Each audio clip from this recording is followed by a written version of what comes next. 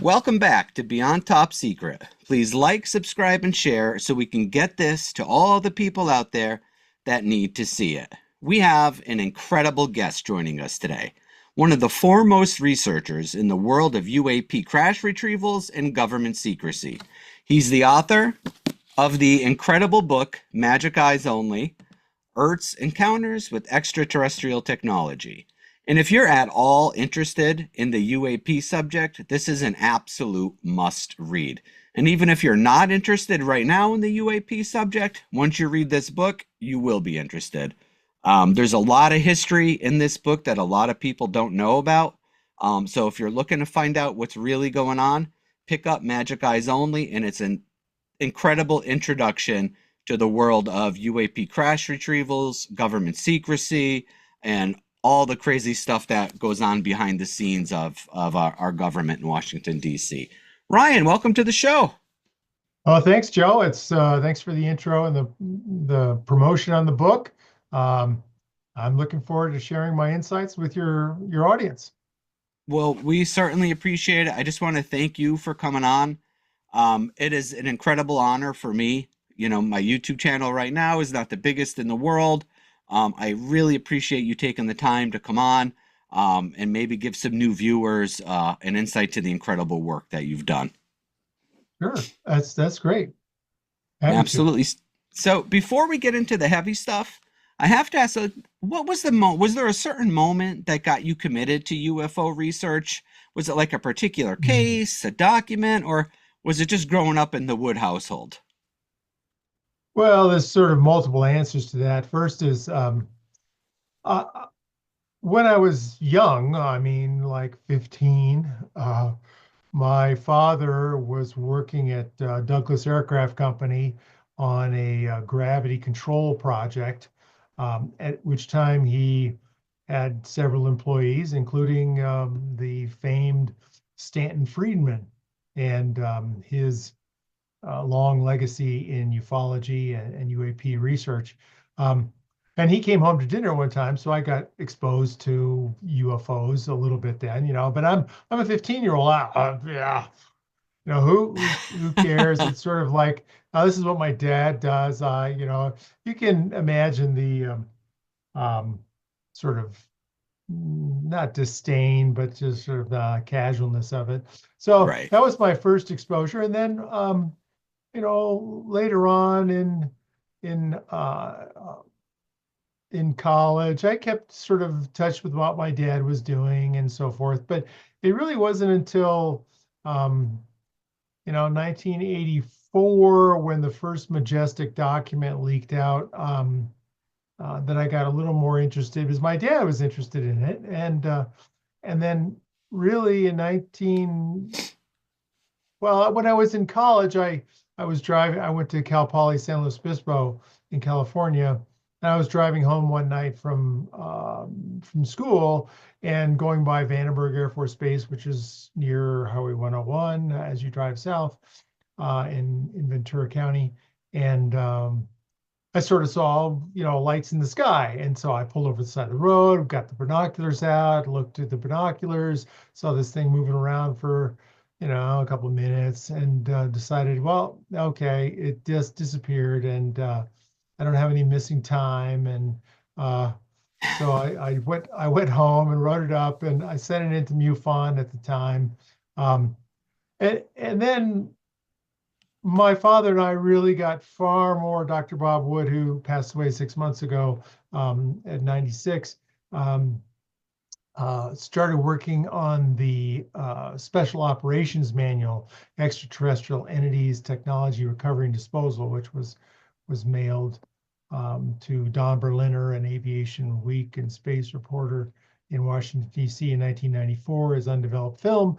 And then later on, more documents came from Thomas Cantwell through Tim Cooper and so forth. And so this early 90s time was when my father and I really decided to focus on the Majestic documents and MJ12 documents. And before that, I went to the occasional MUFON, Mutual UFO Network conference and did that. So I was lightly involved or interested, but it didn't get going in more detail until the mid 90s.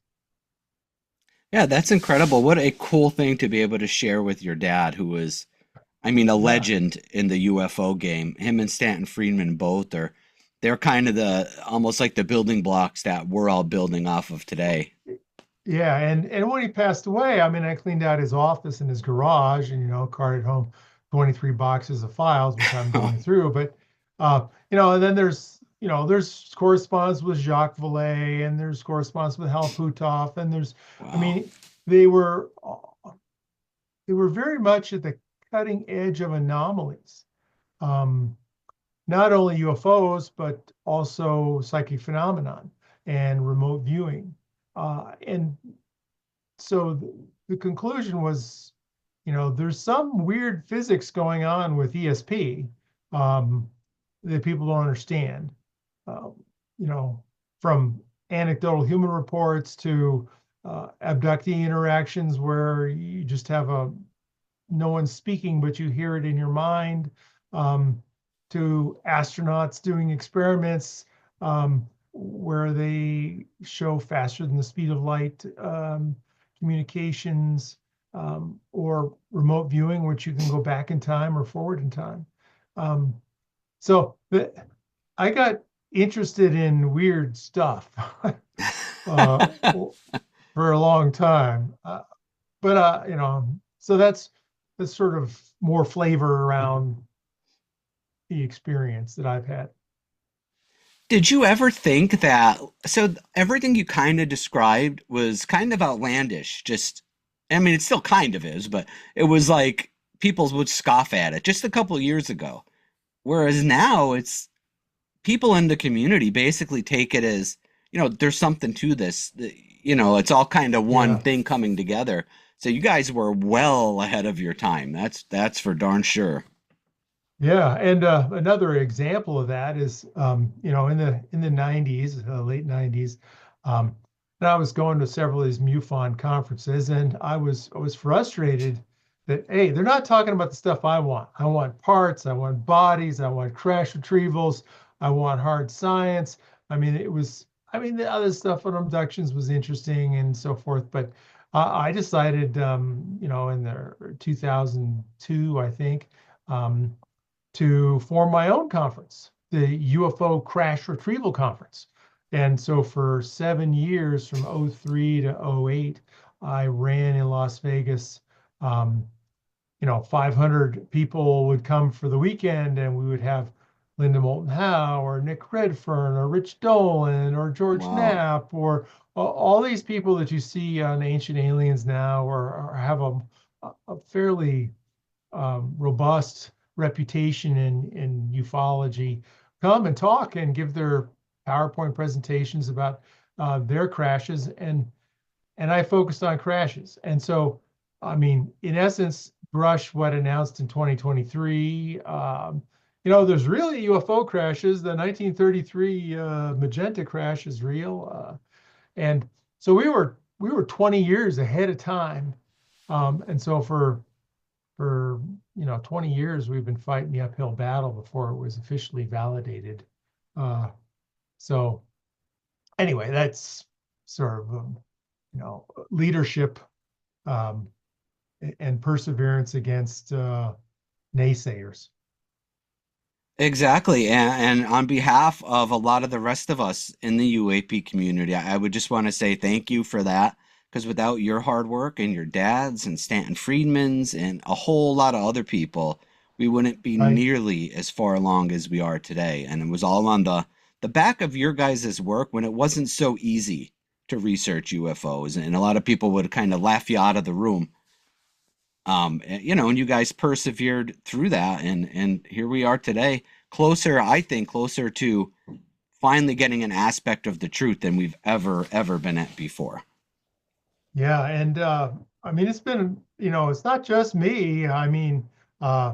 Linda Moulton Howe has Oh done yeah. a tremendous leadership role with her Earth Files program and continuing to push. I sort of took a pause for 10 years or so while I raised kids, um, and didn't do much. But others kept going.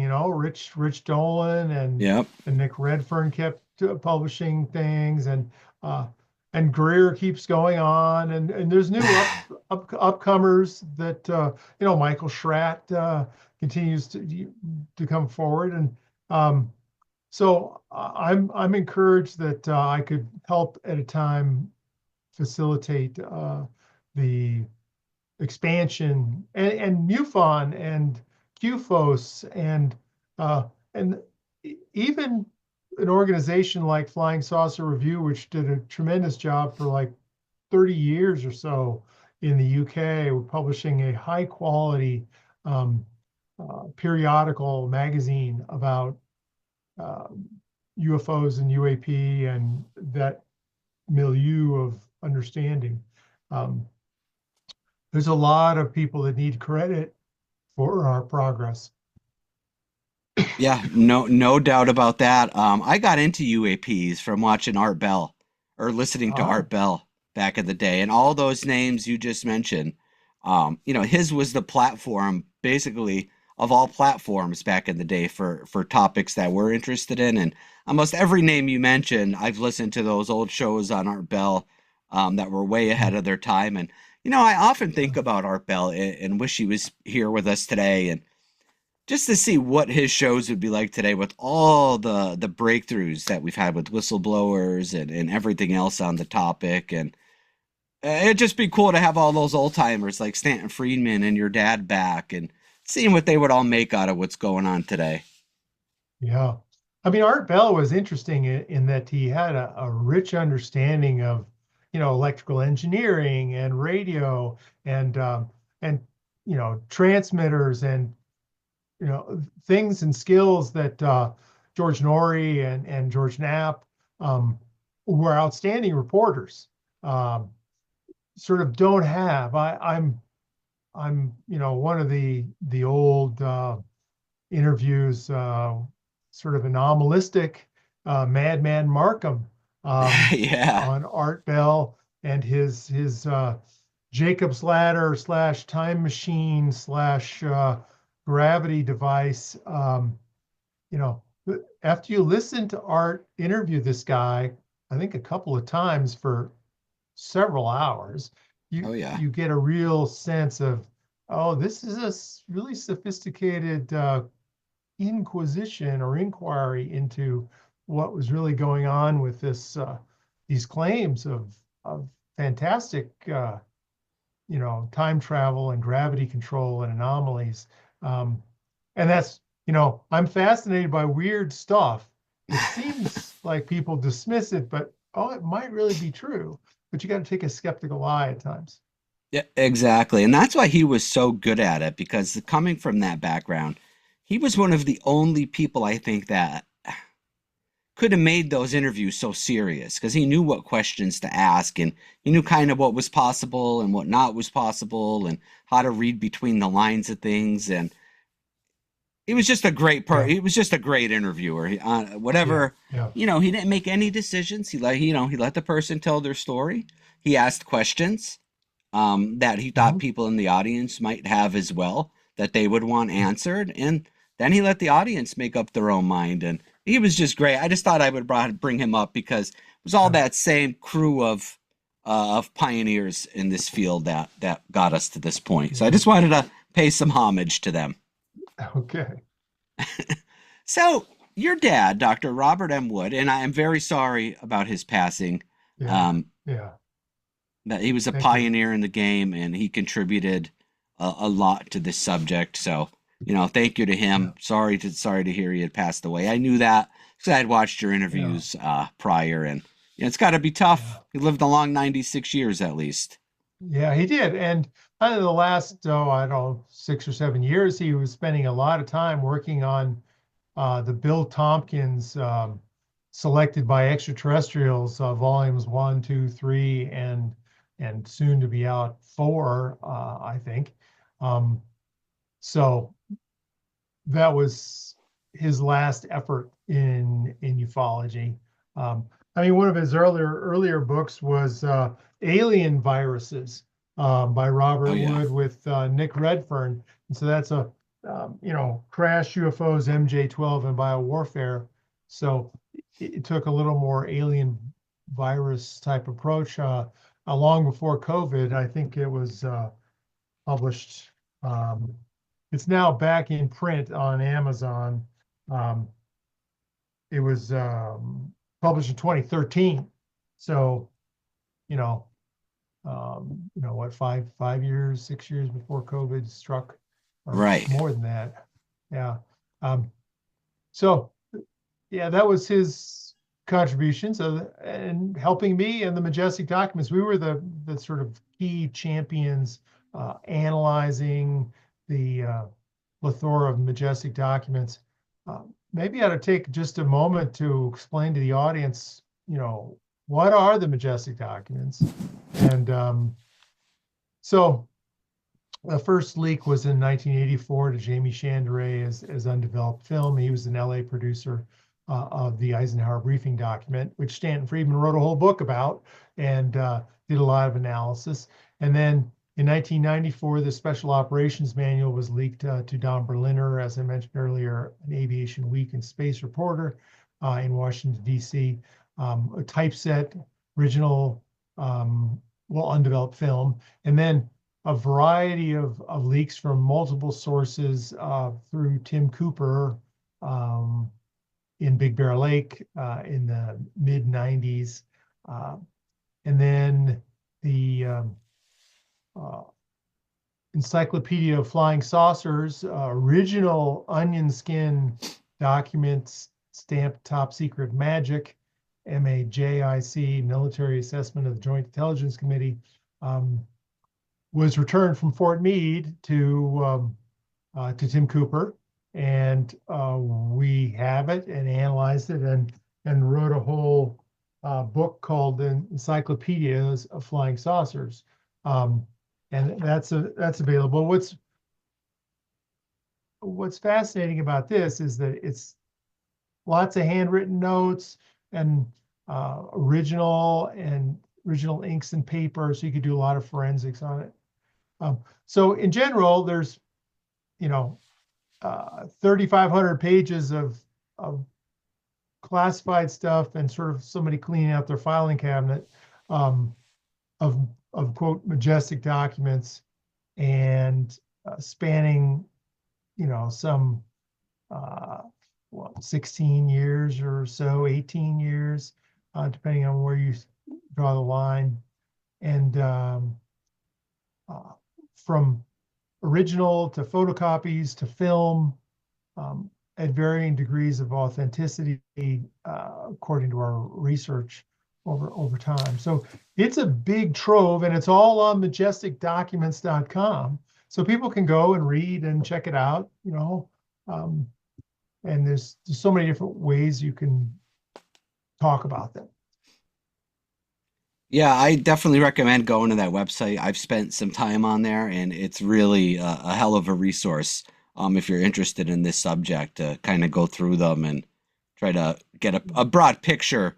You could start by getting like a broad overview of what they are, and then there's so many resources on there that you can dig in deeper into things. Yeah. And people say, well, which one is the most authentic? Or ask me that question. And I routinely, and my father agreed, and most people I think do agree that the Special Operations Manual, Extraterrestrial Entities, Technology, Recovery, and Disposal, and there's a dedicated website to that, specialoperationsmanual.com, that talks all about the details and authenticity of that document. And it provides an overview. Why are we there? What's the scope of MJ-12? How was it authorized? What did it do to the bodies? Where to ship them? How to pack them up? So it's very much a field manual, a how-to manual of what to do when you are responsible for a crash retrieval cleanup, so to speak. So that's the one that's most authentic. Did the government ever come out and comment on that manual specifically? No. They have on the Eisenhower briefing document, for example, um, where people submitted it to the FBI, and the FBI ran around to various agencies, three-letter agencies, and said, "Did you lose this?" And nobody admitted to losing it. So they decided, well, it must be bogus. Right. And so they stamped it bogus, and you can download it on the National Archives website as being, quote, bogus. But if you read, Stanton Friedman's book, Top Secret Magic, it talks about it extensively, or um, I haven't really published all this material, but there's been two other sources of the same document, um, in different formats, slightly different formats, um, in different three-hole punching, different paper clipping, um, different core source stories or provenance, um, that all support the fact that this is real. And of course, it came out like 1 month after the last person on the list died, of the people that were Wow. listed there. Um, so there's there's there's that. But Psalm 101 is the most authentic in my opinion, and other ones you can only do so much to authenticate things. Um, oh, I guess one of the more interesting ones, that applies a little more to today's challenges, um, is the Einstein Oppenheimer memo, ostensibly Wow. written by Einstein in 1947, which addresses the question of, well, this is Einstein writing, and a response is like a 6-page document. Um, what happens if the ETs decide to settle here? How does international law address this? Or, um, you know, how do you form diplomatic relationships with an alien race? Uh, and, and these are the same questions that Jeez. people are stroking their chin about today. Um, but this is some early thinking about it, and it's well reasoned. And so, for example, with that particular document, we did a lot of what's called forensic linguistics on that document, and looked at the authorship. Um, so we hired Carol Chowsky, a forensic linguistic expert, um, who typed up all the documents and used her methodology and compared them with Einstein's writing in 46 and 47, and Oppenheimer's writing in 46 and 47, and even Tim Cooper, who we got it from, his writing in a unpublished, or a manuscript called I think White Sands Witnesses or something like that. So you get all three of these sources, and she crunches all the thing and said, "Oh, 99% chance that Einstein wrote it." Um, Wow. and so that was, encouraging and helpful. Um, so anyway, that's just an example. And that little drill took, I don't know, a year and probably 5K, and Wow. our time. So investigating these things can be expensive. Um, and that's an example of something that's pretty straightforward as far as linguistics go. How could it not be on the front page of the New York Times that Einstein wrote a letter asking those questions about UFOs? How that's not on every. I mean, because matching up handwriting, that's pretty solid science. Well, it was typed.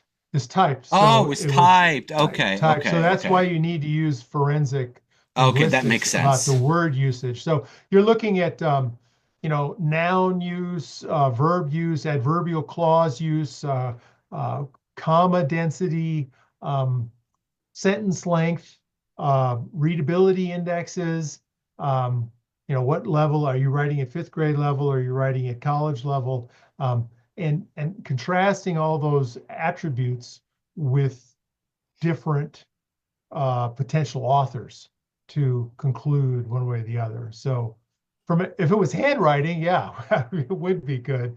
But Yeah. invariably, the New York Times is just like the FBI. It's the worse. I mean, the FBI will take one source. If New York Times wants three independent sources that are mutually corroborating. So, um, you know, you'd have to have, yeah, I'm the guy who mailed it or leaked it, and then um, they'd have to have other sources too. So, Right. and then even the Majestic documents talk about, I think it's in the fifth annual report where it says uh, until there's established diplomatic relationships with the press, um, that we can't do certain things. I want to get the exact quote here if I can. Um, Yeah, take your time. yeah, no, it's funny how the um,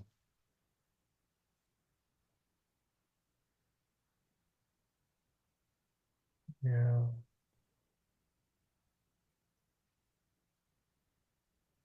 Well, I'll find it here Yep. eventually. But that's the gist of it. Is that in 54 or so, 50, 51, I think is the fifth annual report. Um,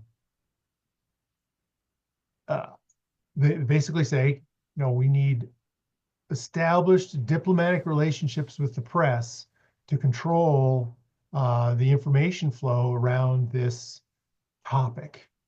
And, this is the height of the Wow. Cold War. Um, and, the question is, who are the most credible organizations today? And are they manipulated today? Um, if you're in the United Kingdom, they have something called a D notice, where they can basically tell the press, this is national security and do not publish this or you're going to go to jail. And pretty much the UK salutes and they don't do it.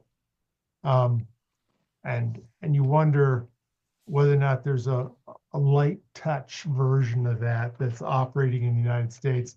Um, uh, but it's challenging um,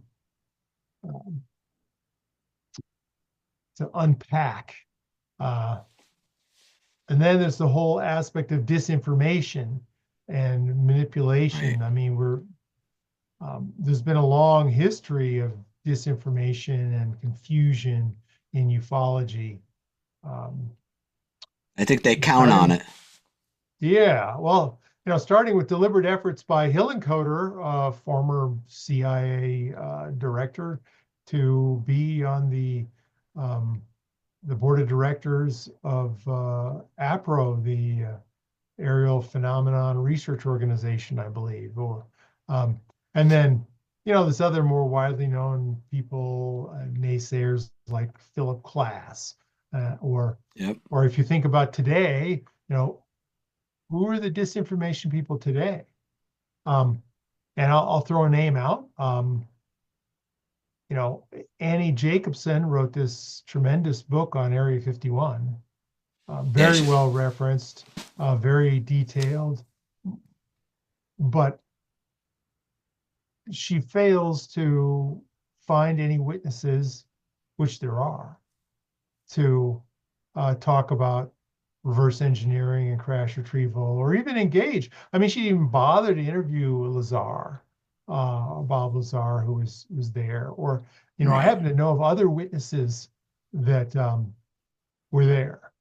Uh, and so it's my speculation, and not to, you know, libel or hurt anybody, but I think Annie Jacobson is part of the CIA control group effort to stabilize um, or create a high quality book as a stopgap from other organizations to sort of continue to push on Area 51 as being a hotbed of UAP activity.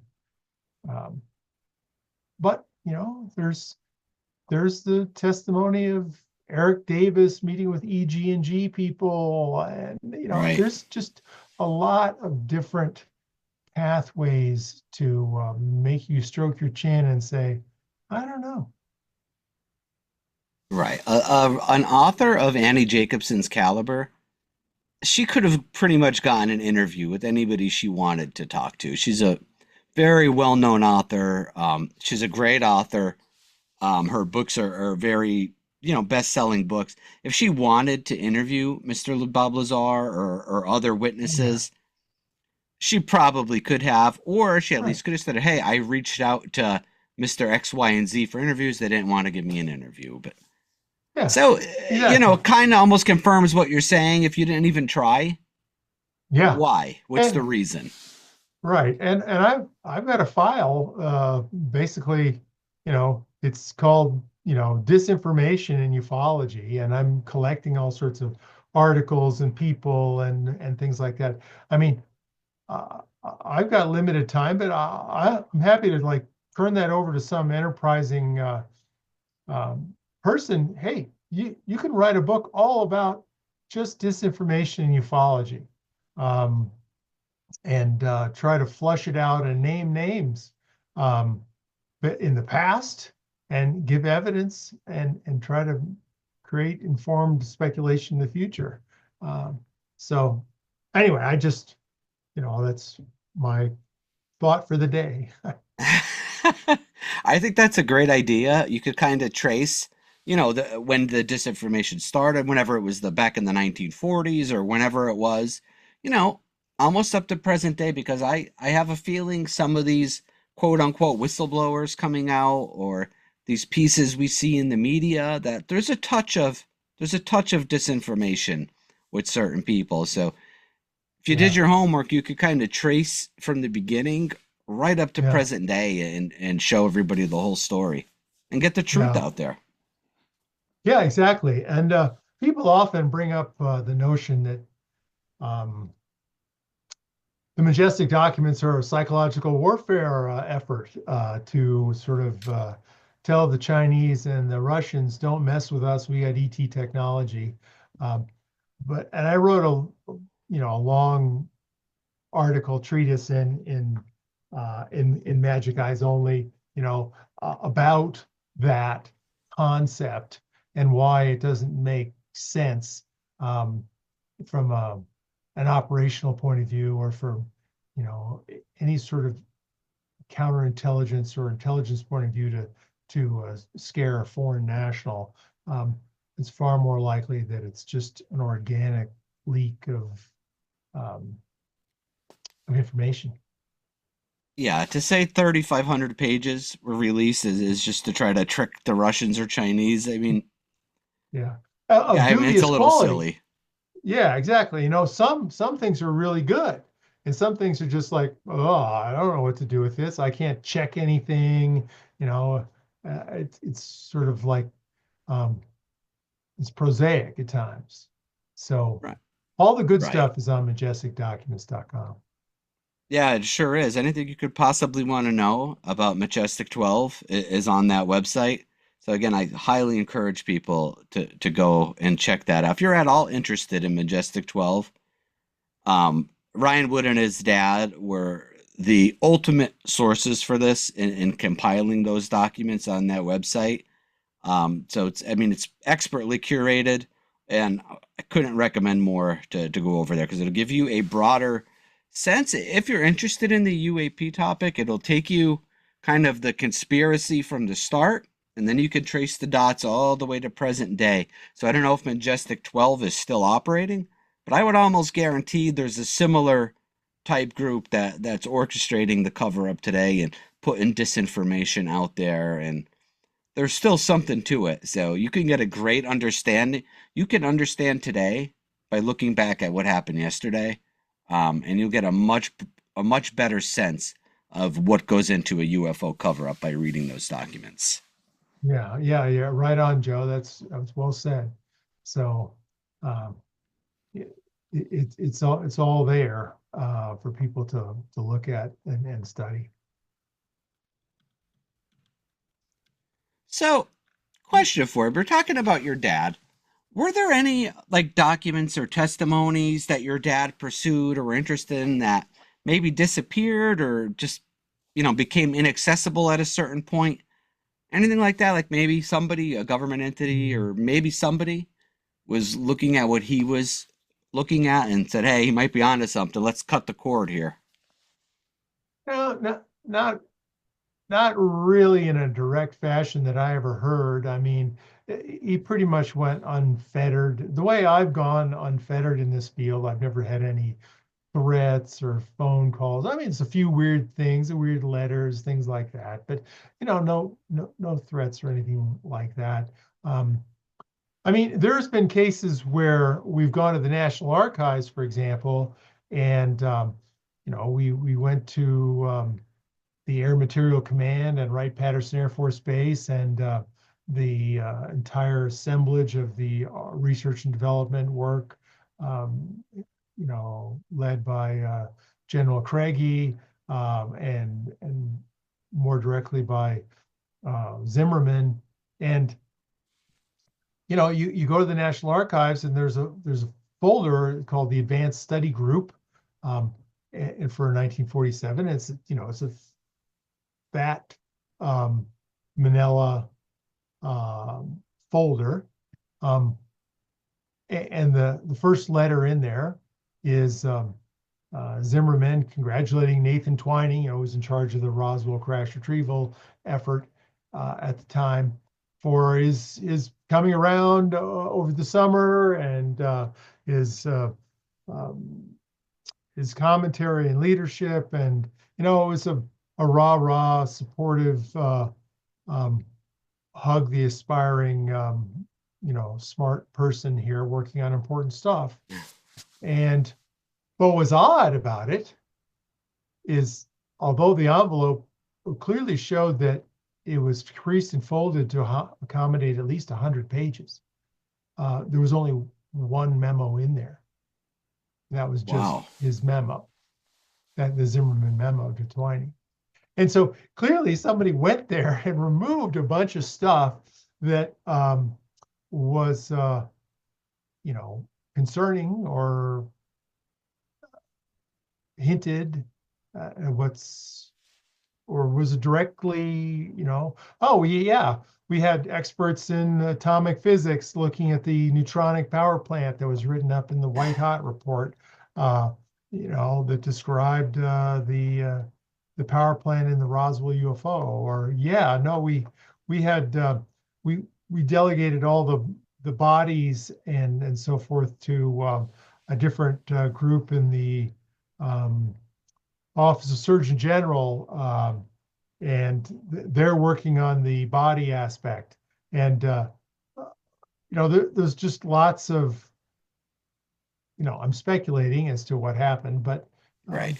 where things would go to be analyzed. And Roswell's sort of the mothership that launched the CIA.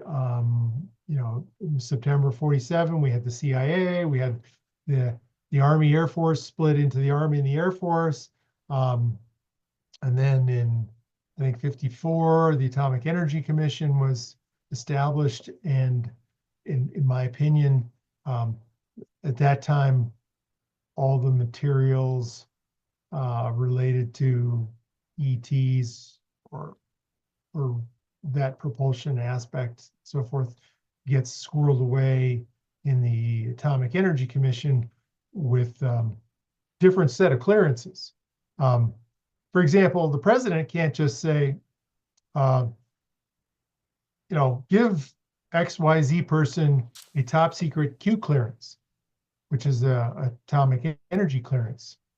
And they give a top secret clearance, and he can see all sorts of other things. But the Atomic Energy Commission and Act is a different animal. and Okay. it's sort of outside. So it's that's a logical place where a lot of the secrets might be held or understood in part today. That's very interesting. A question for you.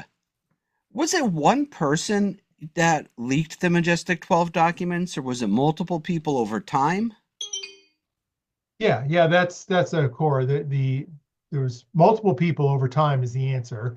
The first one in '84, and then with Don Berliner, and then in the same modality, undeveloped Tri-X film, the Special Operations Manual was mailed, but it was mailed from La Crosse, Wisconsin, um, right during the Oshkosh fly-in aircraft show. Um, so, who knows where it really came from, but uh, it was stamped Kirkland Air Force Base, Unit KB 88, Building 21, and so it came from Kirkland Air Force Base, and there really was a Building 21. I have a picture of it, um, Wow. yeah, from the facilities guy, and then on the change control page, which is the sort of the officers that change certain pages within the document.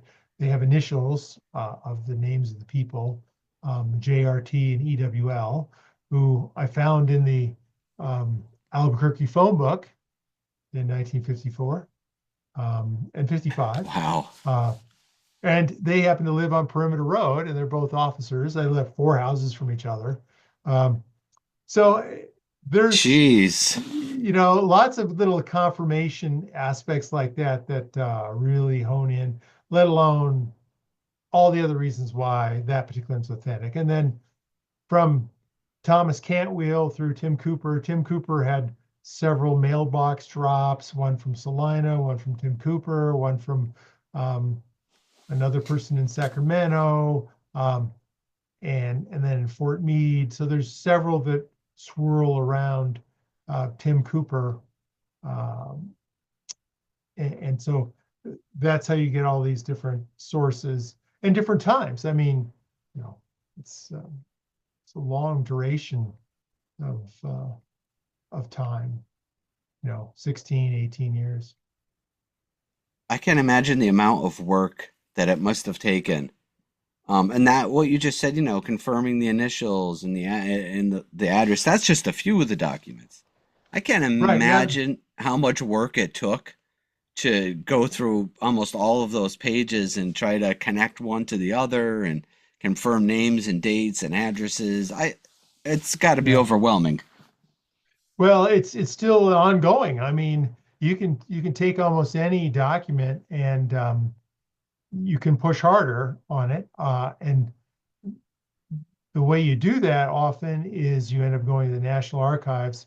Um, so you fly to Washington, D.C., and you rent a hotel for a week and you camp out and go to the National Archives and request documents around, record group 341, which is the Air Force, or different other places, and you fill out requests and you read thousands or tens of thousands of pages looking for similar documents in the format, the date, the authors, Wow. comparing authors and trying to find other documents in and around this time frame. You're doing a history lesson of trying to find, um, you know, a copy of this document, or maybe it's not in the National Archives. Maybe it happens to be at Maxwell Air Force Base in Alabama,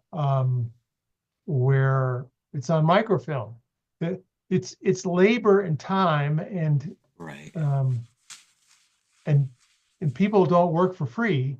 So you can make a lot of progress. Um, I would take a 5-person team for a week, um, and you'd put them up in the hotel. You pay them at least, $50, $75 an hour, um, and they each have different missions they're working on. And, before you know it, you've spent 20 grand. Right. Uh, Right. and you're working on a few documents. Uh, so that's an example of the authentication procedure that I use. Um, and there's other surprising pieces of evidence in the National Archives, I believe, that are what I call remnants. They aren't going to be smoking guns, but they'll be supportive, interesting, and there may be some, stunningly useful material. Um, but it just takes time and effort to look. And the bad guys um, don't want to spend the manpower to look. Um, you basically need a small army of classified UAP UFO historians Right. that are looking for these remnants that could show up in the New York Times. Because, hey, I found this document in the New York Times, in National Archives, New York Times. Um, you know, Congress, have at it. Um, they may say, well, there's nobody alive to go interview. Well, you can interview the agencies. You could call in the CIA and say, well, what is Right. this? Show me. So anyway, I just go on. Right. And there might be other documents that the CIA or whoever has that support that document you found. So just because people may not be alive today doesn't mean their work isn't left behind that may support, whatever. Yeah, good point, Joe. Yeah, good point. And one of the main things for me with the Majestic 12 documents, I find it extremely hard to believe that you, your father, and Stanton Friedman were all fooled by a hoax. I mean, Yeah, and uh, there's it's many beyond others. beyond believing. Yeah, exactly. And well, the question is, for hoax, for what reason or what purpose? I mean, why bother with you? The answer is ufology is nobody. I mean, the CIA, whoever was running the organization, the Zodiac or the MJ12 control group, they don't worry about ufology. They can just discredit it and ignore it. It has no credibility. And this goes to the core issues of ufology, is that it needs more credibility, more leadership, and vastly more money to do research. Um, uh, I wrote a paper called "Ufology in Search of Leadership" in 1995 or something like that, and there was probably $250,000 spent on everything in ufology, and now it's probably about $2.5 million, excluding the TV stuff, which is sort of sketchy at times.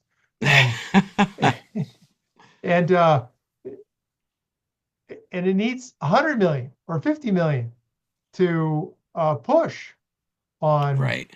investigations and documents. And you know every one of the MUFON chapters can easily absorb another $500,000 to do more, to complete their investigations, to follow up on their investigations. It's all a volunteer army. you Yeah, know that's why I how that's why I pay MUFON yeah, every month. yeah, why, how do you really compete? So one of the first things that I did to try to, yeah, there you go.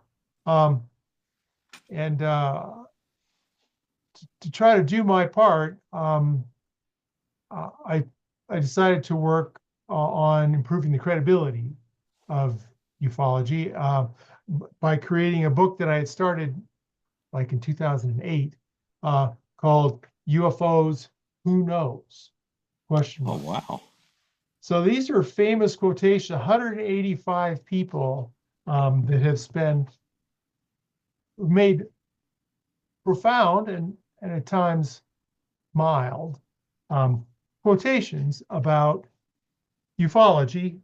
So each one is a picture, the quote, the source, and a bio about their fame. So they're broken into Wow. categories. For example, astronauts. I mean, the first category, astronauts. So you have Gordon Cooper and Ed Mitchell and James Irwin and Musgrave and Slayton and some of the Russian ones. So there's that. It's all on Amazon. It's available. And there's Just gonna ask you celebrities. that. Yeah, there's celebrities. Um, and we decided to work pretty hard on celebrities, um, because some people resonate to celebrities. I don't believe military people at all, but boy, Right. if Alicia Keys says something interesting, or um, David Bowie, or um, Keith Richards, or Miley Cyrus, or uh, Demi Lovato, Nick Jonas, Shaquille O'Neal, Dan Aykroyd, just dot dot dot, and it goes on. Um, so I relate to those people, so I'll look at their quotes. And then there's scientists and engineers, as you expect, a lot of different scientists and engineers, and military personnel. And then we spend a lot of time on religious leaders, because that seems to be the hot button. Oh, all UFOs are the devil, you know.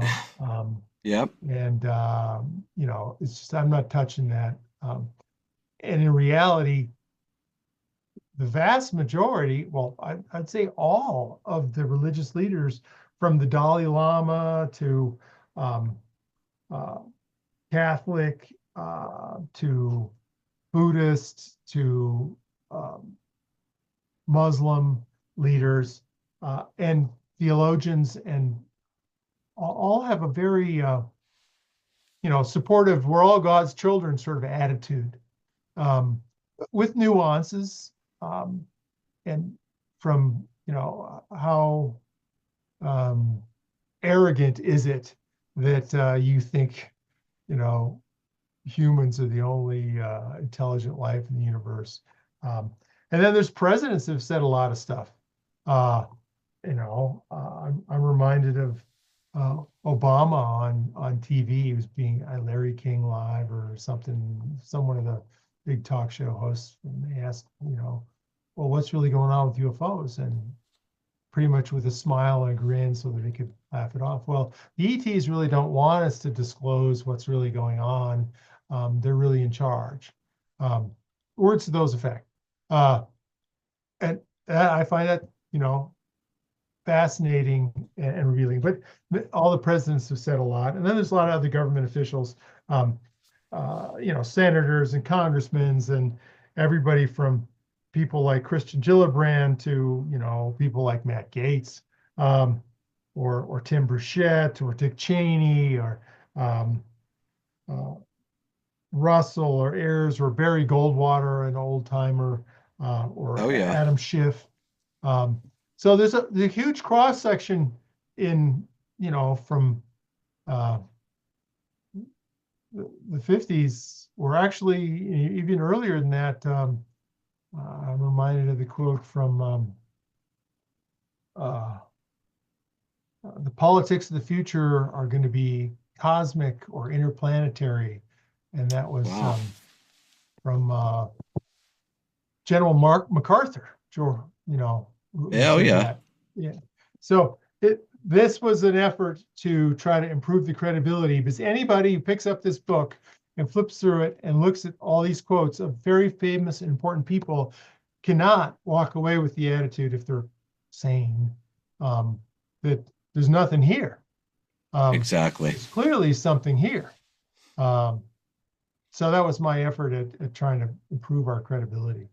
Yeah, what a great idea for a book showing like such a wide cross section of people, of serious people, military leaders and former presidents and celebrities and politicians and congress people.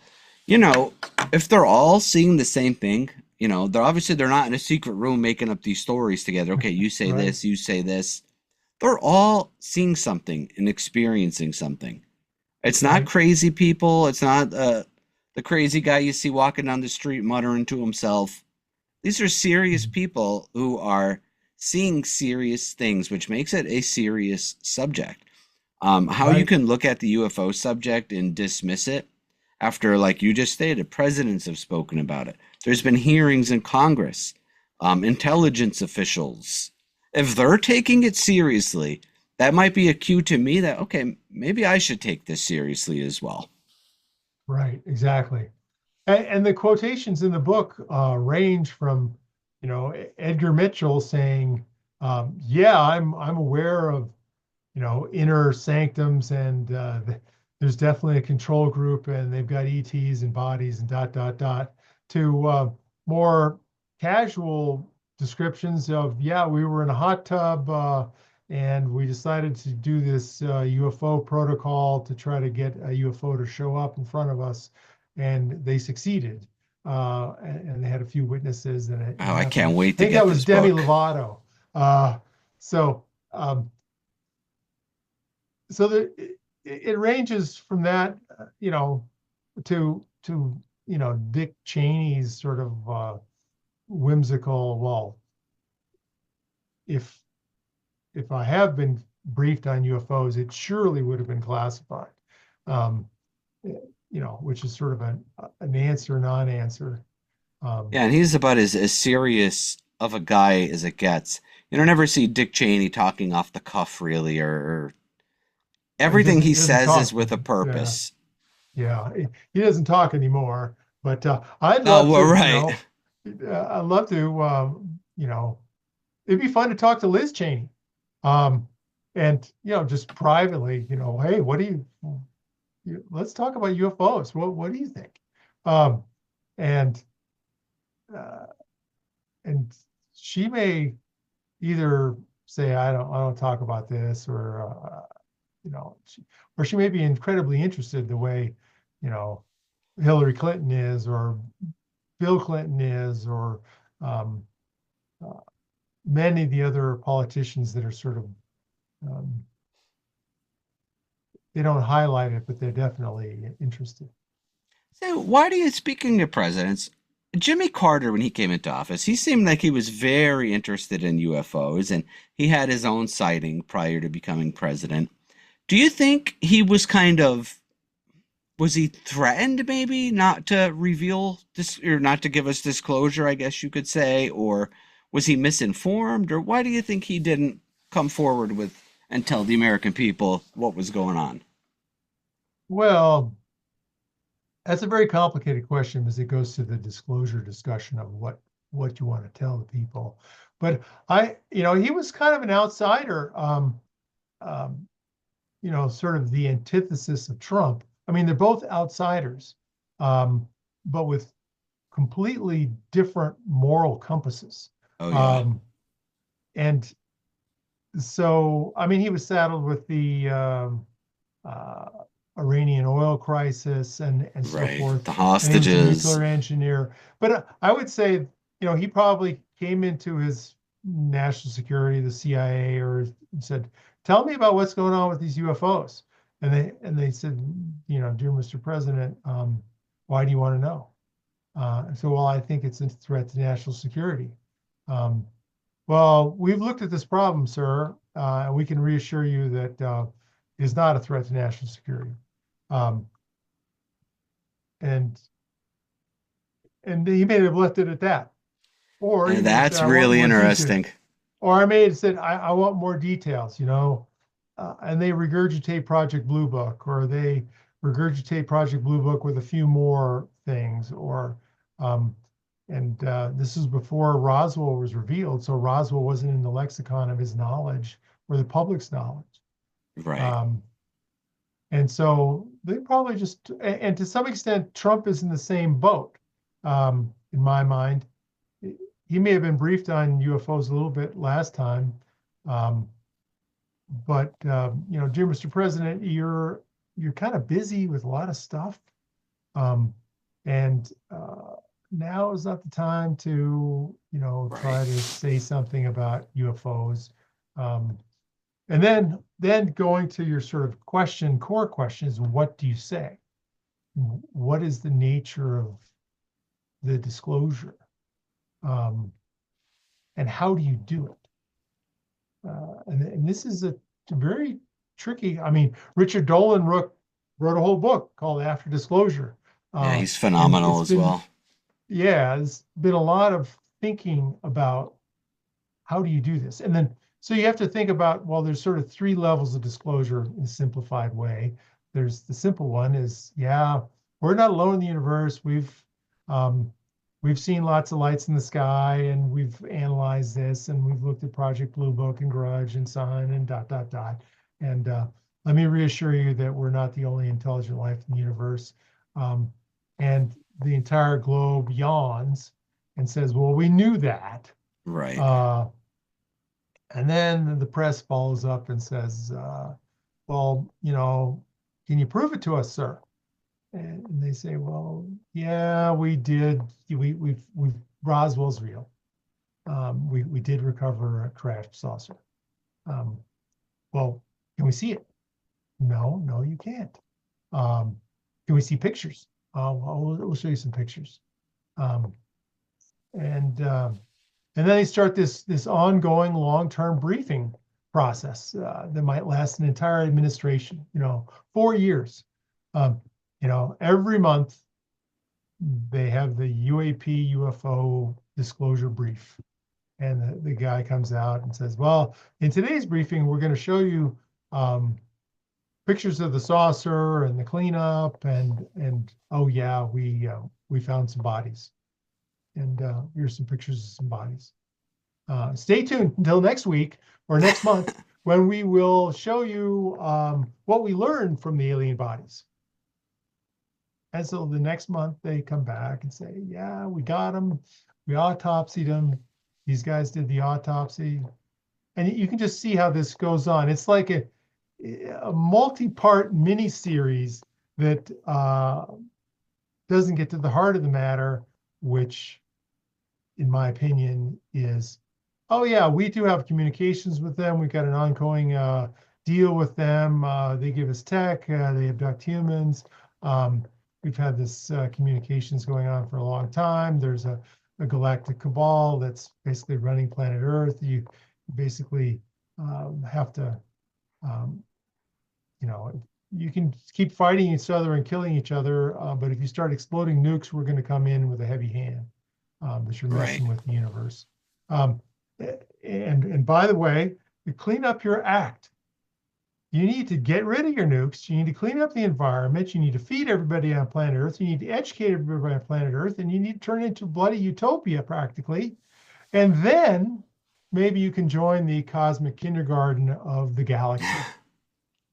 And I think that's the message. And it's going to take 50 years probably.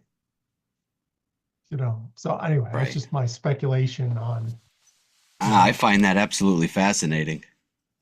yeah, Yeah, and there could be, maybe even if, which I totally agree with what you said. I think maybe it's on a quote need to know basis. So, like you said, they feed them lines that the public already knows, or maybe some tidbits beyond Project Blue Book, as you said, and that's it. And then he gets onto the economy and just kind of doesn't think about it again.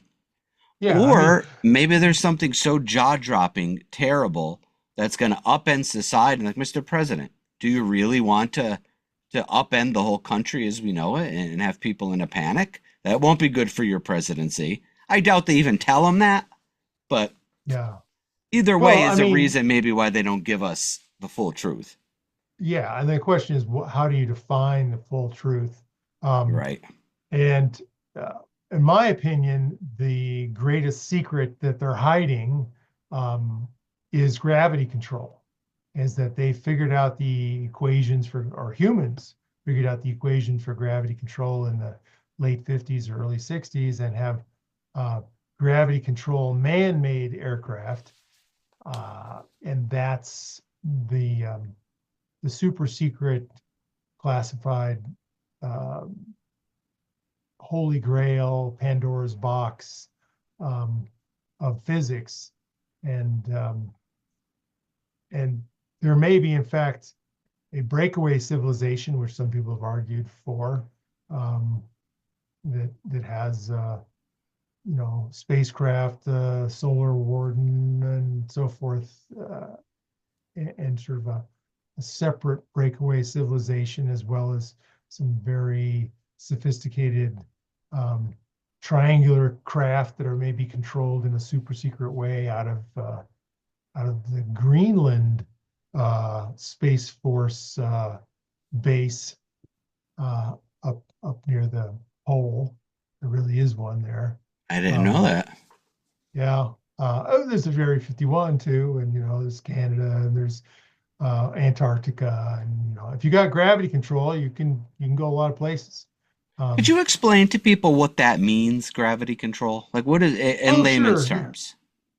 yeah. It means that you can manipulate um, the force of gravity. So, in essence, imagine something the size of your desk that could lift, 10,000 kilograms. So you could strap it on an airliner and have it use 90% less gas. Or you probably redesign the whole aircraft so you wouldn't do it that way. Um, so if you have gravity control, even 2% on your desk, it goes from your desk all the way to space. And Wow.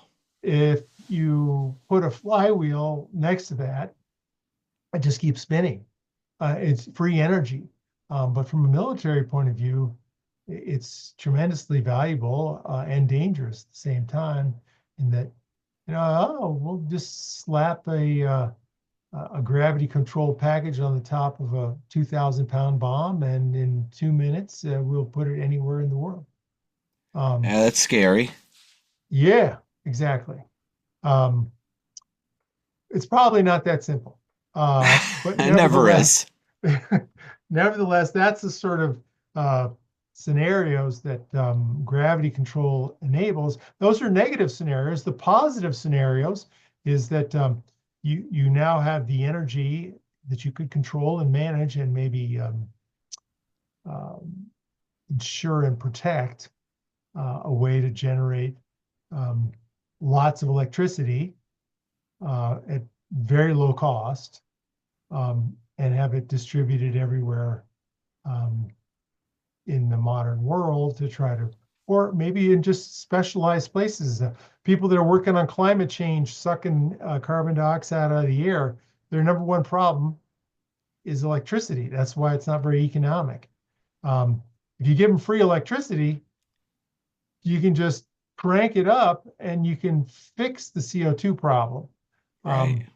Um, uh, and and but there's still the Not much profit species in it. decline. Yeah, there's still species decline and ocean problems, and you know the environmental uh, challenges of planet Earth are complicated and robust. I mean, how do you stop people motivated by money to cut down the Brazilian Amazon rainforest? Right. Um, you give them Bitcoin, and in time becomes wealthy, and they don't have an incentive to do that. Um, Well, that's so long-term thinking. yeah, the ETs are long-term thinkers. Um, when the atomic bomb was detonated in 45 July, I believe, the entire universe decided to wake up and pay more attention to planet Earth. Not that the ETs weren't already here, but more different civilizations get to, holy shit, they did it. And we know how this movie goes because we've seen it hundreds of times before with emerging civilizations across the universe. Um, when they do this, they have two paths. They either destroy themselves or they survive. And um, how is it important that we care or the things we don't understand? Apparently, I think that when an atomic bomb goes off, allegedly, it sort of rips a hole in the fabric of space-time or Yep. dimensions, and and the ETs don't like that at all. Um, and so anyway, I'm just rambling. No, I love it. You can ramble as long as you want. I could sit here. I could sit here until tomorrow and listen to you ramble. It's really interesting. And I think because, yeah, I mean, if you look at it, once we started testing atomic bombs and the terrible tragedies in Hiroshima and Nagasaki, you saw directly after that is when the UFO craze of the 1950s and Roswell and the case of 1952 when the invasion of Washington, D.C. of Right. UFOs. It Yeah. directly correlates to that, to Oppenheimer and President Truman and all that stuff. So, now speaking of President Truman, so he was president during Roswell in 1947, I believe. Do you Mhm. think you think it went that high? Do you think he was briefed Oh on yeah. what really happened there? Yeah. I mean, the White Hot report uh, on the Majestic Documents website, I mean, the cover page said it's got Truman's handwriting on it. It said, I approve or something like that. Um, and this was the report generated by Nathan Twining's team, all about the 26-page report about the Roswell crash. What's in it, the bodies, the power plant, what happened, what we did from the science point of view, dot, dot, dot. Um, and the recommendation that we establish a top secret research and development intelligence gathering organization um, called Majestic 12, or, you know, Yep. so that was the sort of key um, decision point in September of 19th or 24th, depending upon the date of the document, the date of the signature for when it happened. Um, so yeah, he was definitely involved and knew all about it. But he delegated to Dr. Vannevar Bush, um, who was in charge of the research and development and had a lot of scientists working for him. And then the person that replaced Vannevar Bush, um, I'm trying to remember his name. It'll come to me. Uh, Grant Cameron, another Okay. UFO researcher, interviewed this gentleman, and Grant asked him about Majestic 12, and he said, "Oh yeah, I know all about Majestic 12, um, and I've known about it for 40 years." Oh, Um, wow. and hell no, I'm not going to tell you anything about it. Uh, and and uh, and oh god, the name will come to me in a second. But anyway, that is just another you know quote in the book. Um, so Well, even the yeah, sea, I mean, Truman was up to no, his go ahead. eyeballs in it. Yeah. So he was definitely involved. Um, I did want to bring up one other sort of topic or thing that I'm working on before we wrap up. Um, and as part of my day job, I'm the CEO of a fusion company, and I've been using artificial intelligence to analyze scientific papers and so forth, and ended up having my um, AI scientists create a specialized AI data set um, of all these papers. Um, and I was so impressed with the process and the results of that um, business effort that I decided to switch gears and train this tool on the data that I had from ufology. And so I had started a project called UFODEX, UFODEX.com, um, that had all these books and periodicals and journals and so forth, and have AI analyze it. And I I started to create what I call the AI ufologist, um, answering the big questions of ufology. And I started this for fun. It was like last Thanksgiving or something like that. And I started with the first question, what's the ET agenda? I mean, that's the question that people ask all the time. Well, Yep. why are they here? What do they want? It's question number one out of most people's mouth. And I was so impressed with the answer, uh, which came back in 15 seconds. Um, it had 14 different bullet point paragraphs, and I got like two-thirds of them but I've been in the field, but I forgot a lot of them. I said, shit, this is really good. Um, and then I That's asked, incredible. the next question of, you know, why extraterrestrials abduct humans? And then the answer was robust. And then, do they care about humans?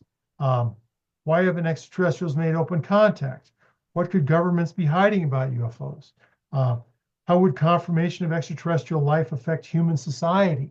Um, what are the implications for national security and public ET with public ET confirmation?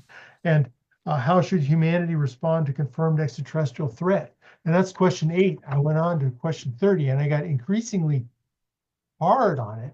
It's more complicated, more things that I really wanted to know the answer to, and then put it into this book, the AI Ufologist.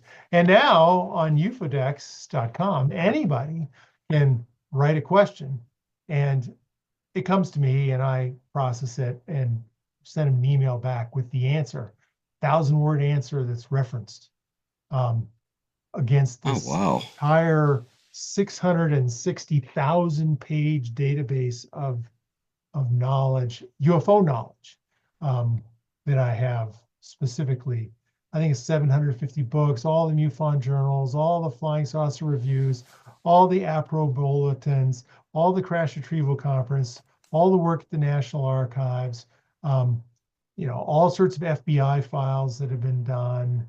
So it's a very unique custom set of curated and good UFO data. There's no web scrapings in there at all. Uh, it's so it's my effort at getting a high quality data set, because it's still a garbage in, garbage out problem. Artificial intelligence. So, I mean, if you type it into ChatGPT, you get really wimpy answers. It's Right, absolutely. uh, so, and there's no hallucination in this at all, because I set the hallucination parameter at 0.1 on a 100-point scale. So it's, and you can get references for it. But anyway, I just wanted to make that plug as a Yeah, tool I for love it. people that are interested. So could anybody could go on to ufodex.com and ask questions, and it'll give them, it'll source Yeah. those things you were talking about, like the MUFON Yep. journals and books, and Yep. Yeah. You that's can be, incredible. So yeah, it's it's not a, looking at some Reddit post that some wacko was writing on. We're getting answers from, yeah, serious places, which is right. phenomenal. Exactly. Yeah. I'd say the majority of the archive is books. Um, so, I mean, if you've written a book, um, you generally have some integrity about authorship and trying to be truthful and share genuine insights. Um, and then even newspaper articles have the same attitude, as well as periodicals. I mean, uh, there's all the UFO magazines are in there. You know, there's a bunch of stuff that people have never heard of, like the Cow Digest, or the HUFON, Houston UFO News, and Saucerian. A lot of this stuff in the 50s and 60s and 70s that are just rare. I mean, you can't find it. It's not on Amazon. Right. Um, and you're getting, well, even the flying saucer reviews, all the flying saucer reviews are not um, widely available. Uh, so yeah, people ask questions all the time, and some of them are pretty specific. Um, you know, tell me about all the sightings in zip code X, and it'll do it. Or I would, if people put in questions, they should try to be as specific as they can, and say, give me examples of UFOs over nuclear facilities, provide a description, dates, times, and witnesses, and cite your references at the end. And 30 seconds later, well, it'll be 12 hours to 24 hours before they get it back. But nevertheless, as soon as I process it, they get the answer back. Oh, that's And incredible. it's well written and thoughtful, or um, so it's a powerful tool to uh, better understand the enigma that's ufology. People say, well, you know, why don't they disclose the truth? I mean, that's kind of a prosaic one. And the real answer is describe three aspects of an increasingly complicated um, descriptions of disclosure, for example, and the pros and cons of each approach and the implications. Wow. And you get a 1,000-word answer. And it's well written, it's thoughtful, it's insightful, actually.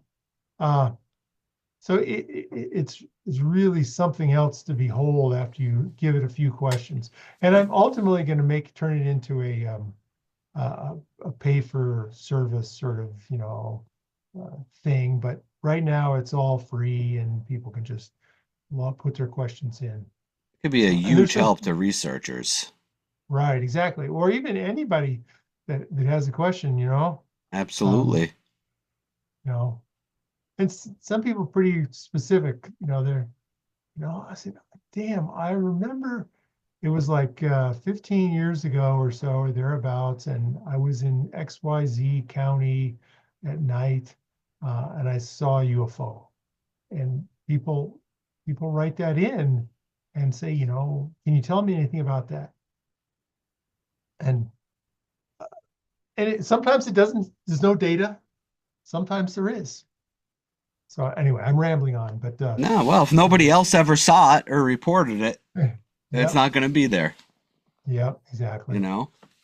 So, no, I think that's fascinating. I would certainly use it for my own research. And Yeah, anybody who's interested with the question. yeah, Everybody's interested in UFOs. We've all grown up seeing Men in Black and watching documentaries and ancient aliens. So, anybody that has a question, hop on ufodex.com and ask, and you'll get a good answer from the sounds of it. yeah. I mean, that I Men in Black question has never been asked, as far as I can remember. It's That's like, a good give, one. give me the top 5 cases of Men in Black experiences, and what were the dates, witnesses, dot dot dot. So yeah, that's a good one. I'm going to add that one. Yeah, I would certainly ask that. I'm fascinated by Yeah, John Keel and his work doing the Mothman stuff, and there was a ton of sightings of Men in Black in Point Pleasant after the fact, and it's really really interesting. yeah. So I do have a question for you. Do you think so? There's a lot of reports out there that President Eisenhower met with UFOs, and maybe even two different types of UFOs. At either I think it was Holloman Air Force Base, maybe. Um, or maybe might have been Edwards Air Force Base. What are your thoughts on that? Well, that's an interesting story, and there's a couple of different sources for that uh, commentary. Um, but I have not investigated it. I don't know. I put it in um, my neutral basket. It's sort of 50-50. It could be real, it could be bogus. I tend to agree that it's more real, but uh, I haven't investigated that clearly. I think that Paul Blake Smith is working on a new book called Eisenhower, I think. Um, and he may address this more completely. Eisenhower's granddaughter, I think, has talked about this before on maybe some podcasts. Um, and then Oh, there's some that's interesting. commentary. Yeah, there's some comments. Well, maybe not comments, but Dan Sherman wrote the book Above Black. Um, he basically was a psychic in touch.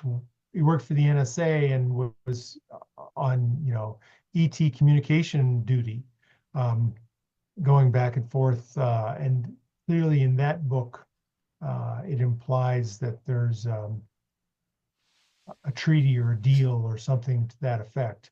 That's actually another good question for UFODEX.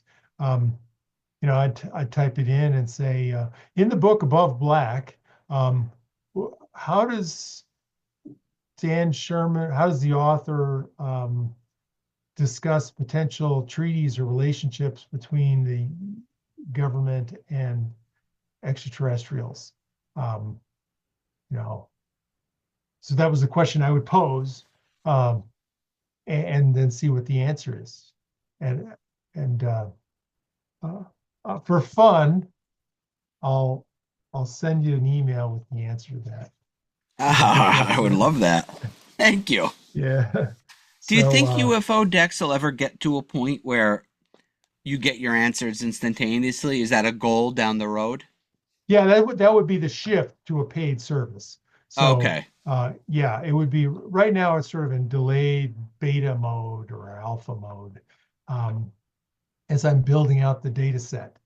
Um, but it would eventually get to, I don't know, $5, $10 a month sort of thing, where, it's not 600,000 pages, it's a million pages or 2 million pages, where I've added a lot more. Um, there's only 2,000 books in ufology. Um, I'm approaching 1,000. I mean, Wow. thereabouts. Yeah, And you're on there's a good trajectory. yeah, and there's a limited number of periodicals, and those are all, I'd say, at least half, maybe 2/3 are all captured. Um, and then there's the question of how to deal with the YouTube world and which interviews are worthy of transcription and embedding. And then, you know, the next thing I want to do is maybe add images, because you can't return images. Um, and then ultimately you want to return video clips.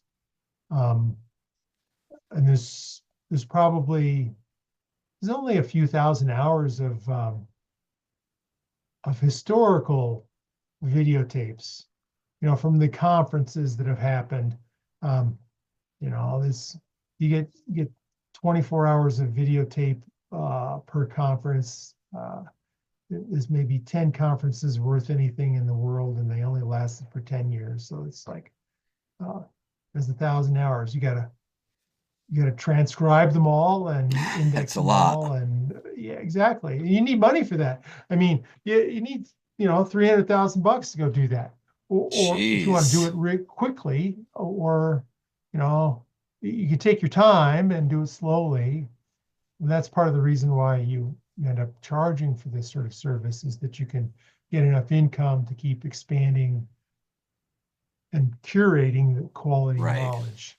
Well, it sounds like it'd be So well worth it. I would, and I know there's plenty of people like me, I would absolutely pay 10, 15, well, whatever it was would be a month for that yeah. kind of access to those old Mm. conferences and Oh all the yeah. UFO books.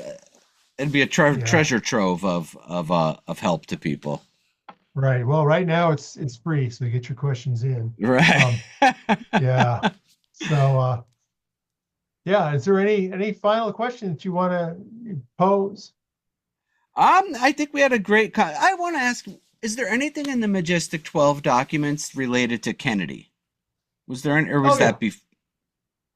Yeah, there's two, the Interplanetary Phenomenon Unit document, the IPU, has a discussion that somebody um, in someone in the military or Congress told Kennedy about the Roswell crash, um, when he was before he was running, and this is 47 or something like that. Um, and then there's a couple of national security action memorandums, one leaked and one authentic, from the National Archives, that talk about uh, Kennedy's demand to James Webb, the head of NASA at the time, you're going to go create a program with the Russians and tell them Right. about the unknowns, and tell them about the UFOs. And I suspect this is because, I don't want to, Kennedy doesn't want to get in this Bay of Pigs situation again. And that was enough of bringing the world to a nuclear war. And I don't want UFOs to be the next trigger for that. So you're going to go tell the Russians, and this may be the straw that broke the camel's back, or one more reason why Kennedy should be assassinated. There's also the burned memo documents, which Right. imply that Lancer, his code name, should be Wet, which is a code word for murder. Right. So anyway, those are some of the comments about Kennedy. I hope that they will declassify the documents there. And I thought it was surprising that, what was it, the CIA said that, oh yeah, we just suddenly found another 1,000 documents. There's 1,000 pages or something like that. That was in the news recently. Right. Yep. And so I'm curious to see, is there more smoking gun? I mean, the guy who did most on Kennedy or did lots, was Jim Mars, Oh yeah. who wrote the foreword to my book, Majic Eyes Only, the original edition in 2005, and which had 74 crashes, and then the new version, which has 104. And he wrote the book Crossfire JFK, which is a national bestseller, New York Times bestselling. And he was a big conspiratorial investigative journalist, and good. He wrote the book Rule by Secrecy. He wrote a Yep. book called 9/11 or something like that as well, 9/11 conspiracies or something to that effect. But he was an impressive man. He definitely he could smoke a cigar and drink his whiskey too. My kind of guy. Yeah. What was the name of the book again with all the quotes Oh, it's of your called book? UFOs. Who knows? Question mark. So UFOs. Who knows? Question mark. 185 famous quotations from around the world. Yeah, I'll be ordering that as soon as we get off here. I'm sure it's a Okay. great read. Anybody else? Magic Eyes Yeah. Only by Ryan S. Wood. I cannot recommend enough to hop on Yeah. Amazon, buy this book. It'll be the best whatever dollars that you ever spent if you're interested in Yeah. UFOs. If you know anybody interested in UFOs, this would make a phenomenal gift to someone. I love it. I just can't recommend it enough, and I hope you all go out and buy it. And Ryan Wood is a pillar of the UFO community.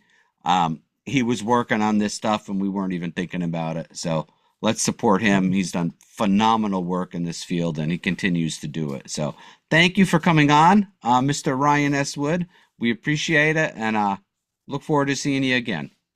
All right. Thanks so much, Joe. Yep, anytime. Thank you, sir.